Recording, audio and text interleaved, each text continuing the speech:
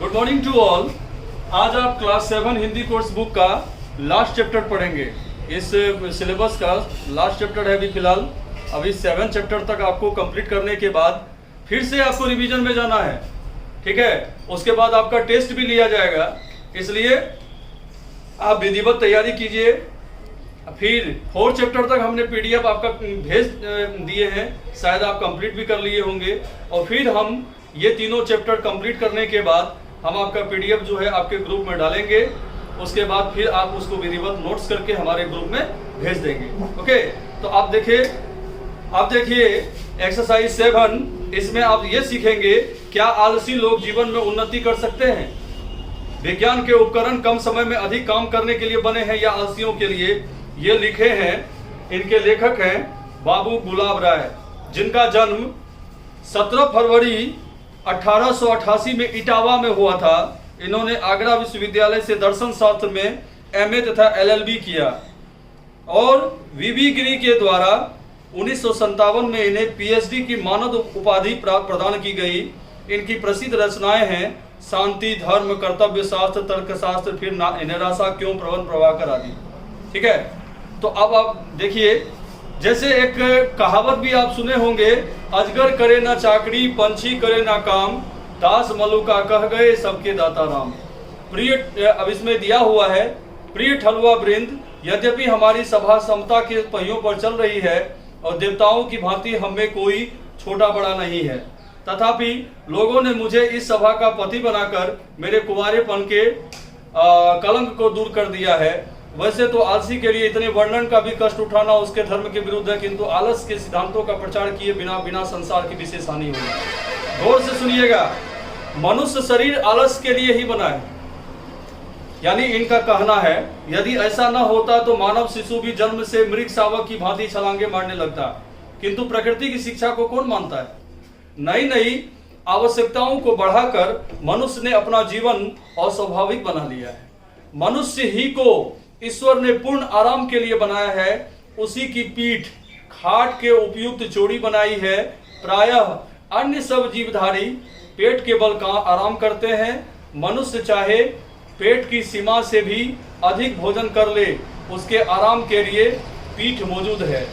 ईश्वर ने तो हमारे आराम की पहले से ही व्यवस्था कर दी है, हम ही उसका पूर्ण उपयोग नहीं कर पा रहे। देखिए कितना बढ़िया बात बोलता है। ये सब आलसी लोगों का जो है वो अपना क्या बोलते हैं, मन स्थिति है, वो अपना जो है विचार प्रकट कर रहा है। कह रहा है कि निद्रा का सुख समाधि सुख से भी अधिक है।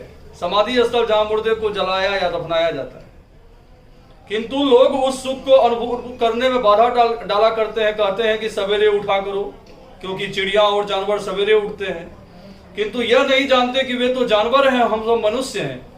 क्या हमारी इतनी विशेषता नहीं कि सुख की नींद सो सके। लोग समझते हैं कि हम आलसियों से संसार का कुछ भी उपकार नहीं होता। देखिए, मैं कहता हूं कि यदि मनुष्य में आलस्य न होता तो वह कदापि उन्नति नहीं करता और जानवरों की भांति संसार में वृक्ष के तले अपना जीवन व्यतीत करता। आलस्य के कारण ही मनुष्यों को गाड़ियों की आवश्यकता पड़ी। यदि गाड़ियां न बनती तो आजकल वाष्पयान और वायुयान का भी नाम न होता। आलस्य के कारण मनुष्य को तार और टेलीफोन का आविष्कार करने की आवश्यकता होगी। इसलिए अंग्रेजी में भी उक्ति है कि आवश्यकता आविष्कार की जननी है, किंतु वे लोग यह नहीं जानते कि आवश्यकता आलस्य की आत्मजा है। आलस्य में ही आवश्यकताओं का उदय होता है। यदि आप स्वयं जाकर अपने मित्रों से बातचीत कर आए तो टेलीफोन की क्या आवश्यकता है, लेकिन ये तो संभव नहीं है। यदि मनुष्य हाथ से काम करने का आलस्य न करता तो मशीनों को भला कौन पूछता। यदि हम आलसी लोगों के हृदय की आंतरिक इच्छा का मार्कोनी साहब जैसे किसी वैज्ञानिक को पता चल गया तो शीघ्र ही ऐसे यंत्र का आविष्कार हो गया कि जिसके द्वारा हमारे विचार कागज या पत्र पर स्वतः अंकित हो जाया करेंगे।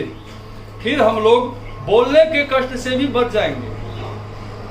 लोग कहते हैं कि ऐसे ही आलस्य के सिद्धांतों ने भारतवर्ष का नाश किया है, परंतु वे ये नहीं जानते कि भारतवर्ष का नाश इसलिए नहीं हुआ कि यहाँ हम आलसी हैं, वरन इसलिए हुआ क्योंकि अन्य देशों में इस आलस्य के स्वर्ण सिद्धांत का प्रचार नहीं हो पाया। देखिए, हर शब्द का ये तोड़ बताए हैं।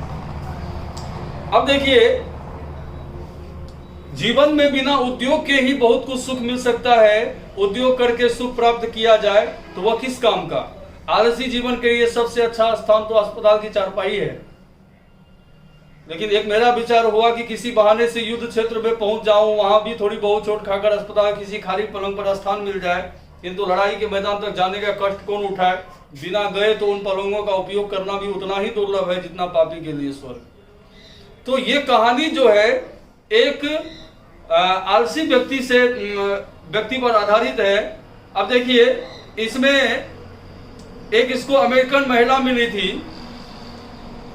जब इसे जीवित ही कब्र की शांतिमयी निद्रा का सुख प्राप्त करने के लिए इसे चारपाई पर रख करके शमशान की ओर ले चले थे, तो जब उसने यह सब को जाता हुआ देखा तो उसका कौतूहल बहुत बढ़ गया।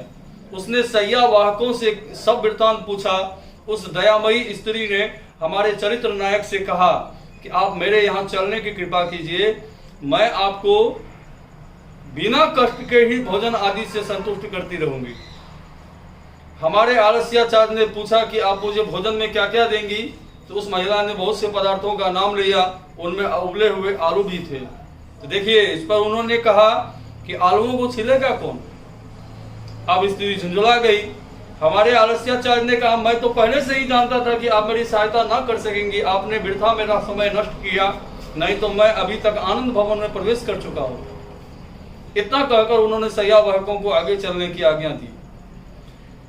तो ये कहानी हमें ये शिक्षा दे रही है कि आलसी व्यक्ति जो है वह हमेशा जो है वो सारा काम वो चाहता है कि हमारे अनुरूप, हमारे अनुसार वह हो जाए, लेकिन ऐसा संभव नहीं है।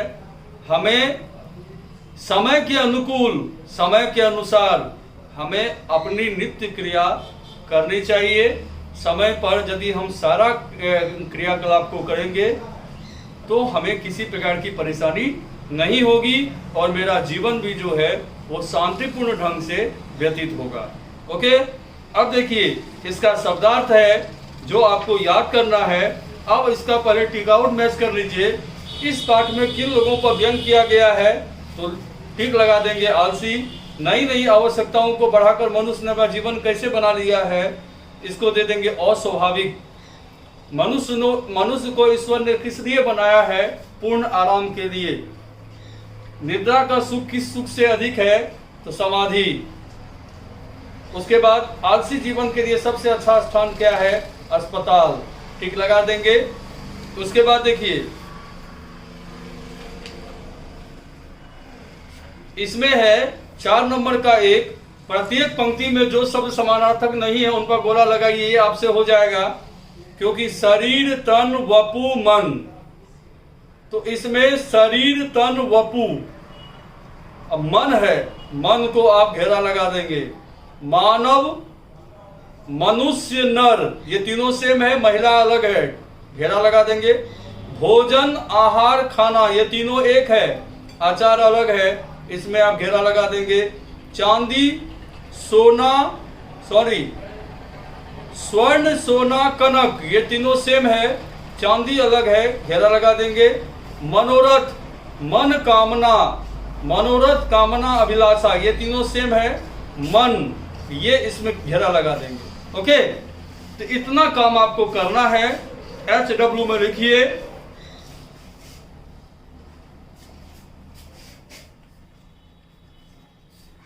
Exercise 7, read nicely and learn it word meaning.